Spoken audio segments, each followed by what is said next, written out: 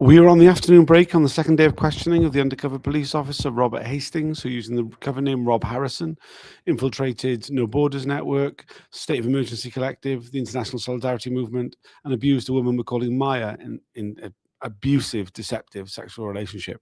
I am joined off screen by Lindsay from Police Spies Out of Lives. Hello. What have you made of what we've heard this afternoon? Oh, well, it's a particular horrendousness, isn't it, from this particular person? I mean, we've got to remember that these are the people who received a tap on the shoulder from Special Branch Management.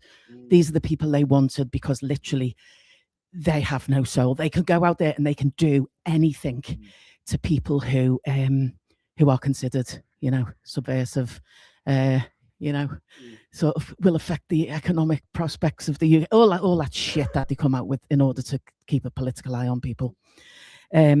And he is just such an example of the type of people that they wanted. Literally, he could do anything. He's lying his way entirely through these proceedings here.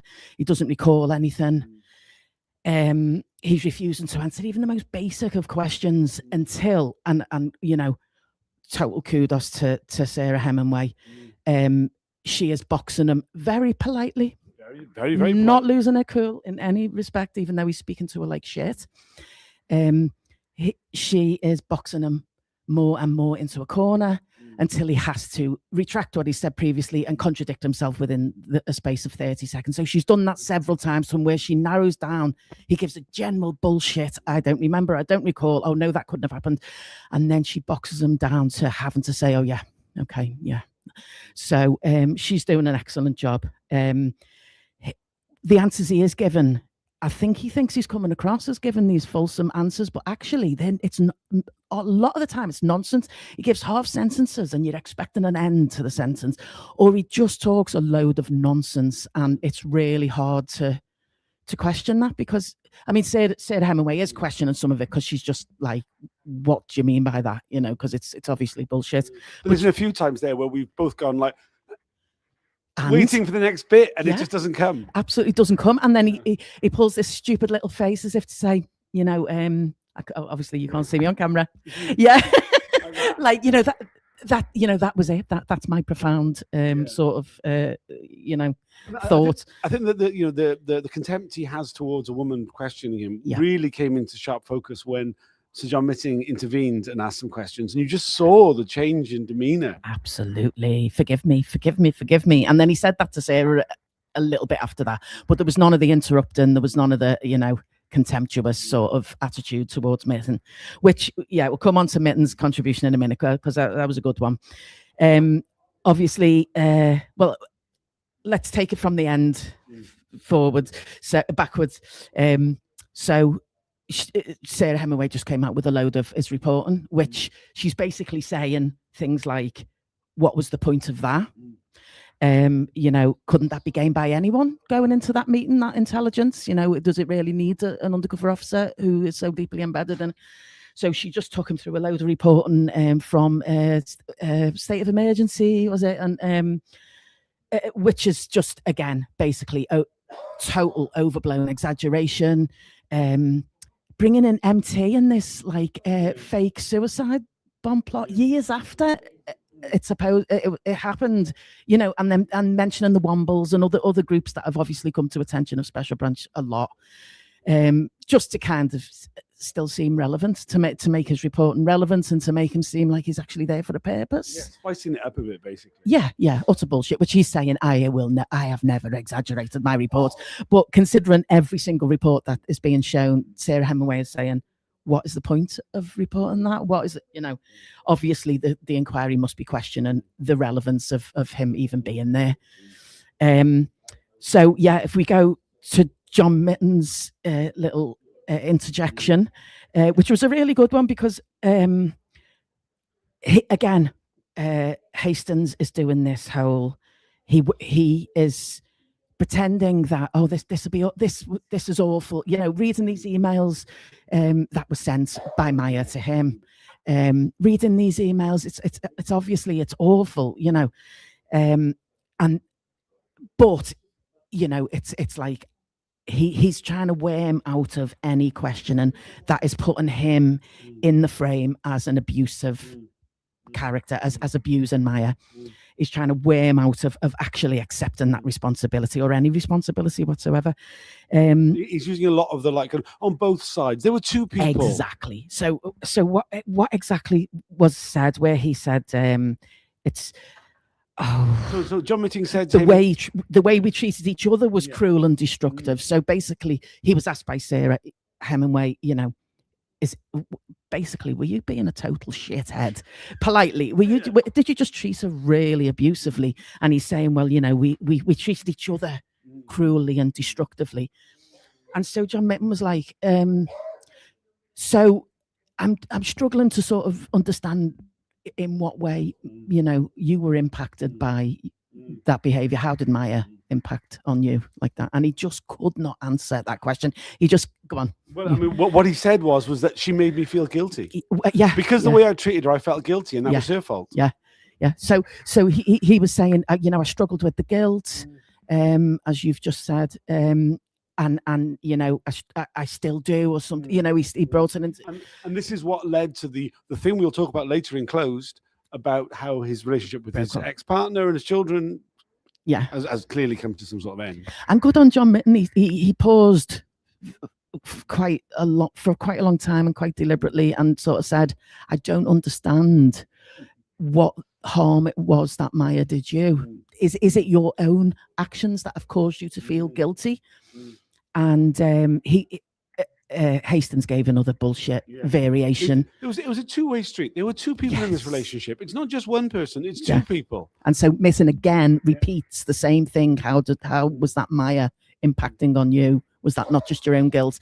And then he apologized and said, I'm sorry, I can't make myself understood to you. I'm sorry, I can't explain well enough for you to understand. And so Mitton just ends with, you know, kind of like, he said, I hope you'll appreciate that I don't understand what where you're coming from on this amount. You know, and basically that, you know, he doesn't believe him. Absolutely. I mean, it really can't have meant anything else other than that, you know. But again, and he said, oh God, awful. So this whole load of really awful, like these emails from Maya are all that we can see. So, and one's from him too, Maya. One's from him, but the really, really awful, distressing stuff he doesn't reply to. So there is no reply from him, and he keeps saying, he keeps asking for the receipts. Basically, he keeps saying, he wants the proof. He wants to see the emails. He wants to see the text. He's repeatedly asking for text, even though Sarah Hemingway keeps saying, we don't have text. We only have emails. She said that about 4 times because he keeps asking for the texts. But yeah, he keeps saying, do you have that? And every time she answers, no, we don't have text. We just have the emails. He smirks. Yeah, it's like a smirk. Like, I'm vindicated. You don't have the evidence. I mean, it's really, really awful stuff, which is obviously happened because Maya's written it in emails. It's obviously damaged her greatly, because, you know, several officers have done this where they have love bombed their target and drawn them right in, and then the target falls for this love bombing, as you do, because they're genuine open people, and then that affection is withdrawn and cruelly. And then they're gaslighted for feeling an emotional reaction to just being ditched without explanation, you know, after all of this love bombing. So he did the same to Maya, just ditched her. And you can see the pain in these emails, and he just doesn't answer them. So he's kind of pretending he's almost never seen them before. He's saying, where's my reply? Well, there wasn't a reply. Sarah Hemingway keeps telling him. Therefore, I can't comment. I can't comment. I can't. I don't recall. He said, I don't recall. It must be 600 times during that one session. He gives a really weird look. I don't know whether he's looking at Maya in the public gallery or not, but every time he sort of says that he was badly impacted by things, he gives this really pointed look at what looks to be in Maya's direction. It's chilling. It's really chilling. He's. Yeah, I think a few people have picked up on this. He is making faces in the direction of the public gallery towards where Maya is sitting throughout his evidence. Absolutely, it is particularly gross. Yeah.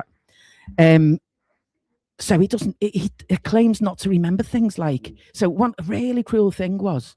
So he's had a vasectomy. He doesn't tell Maya that because this is in his real life, you know. So he doesn't tell her that. She thinks she has a pregnancy scare. He does not seek to put her mind at rest, even though she's obviously in turmoil about this. And now he doesn't remember it. Yeah. He doesn't remember a pregnancy scare happening. Also, whenever Sarah Hemingway brings up the pregnancy scare, he corrects her and goes, "It couldn't have been a pregnancy scare because I'd had a vasectomy." Yes, yeah. Again, it's like this nonsensical answers. It's like he's just presenting a load of nonsense that is really difficult to argue against because it's nonsense. And I don't know whether he's deliberately doing that or whether he thinks he's giving clever answers. And you know, I don't get it. I really don't get it because he's coming across very badly indeed. And I don't know whether that's his intention, just to say a load of bollocks, just to get through these days without, you know. But he's being pinned down constantly, and he just gives bollocks in reply. And yeah. But he remembers recommending the book Dead Man in Deptford. Yeah, he doesn't remember a pregnancy scare, but he remembers recommending Dead Man in Deptford by Christopher Marlowe. Brilliant book, like, but you know, he remembers recommending that to Maya. Which is about. I mean, I must confess, I've never read it, but it is about a spy, right? Yeah. This Christopher Marlowe apparently.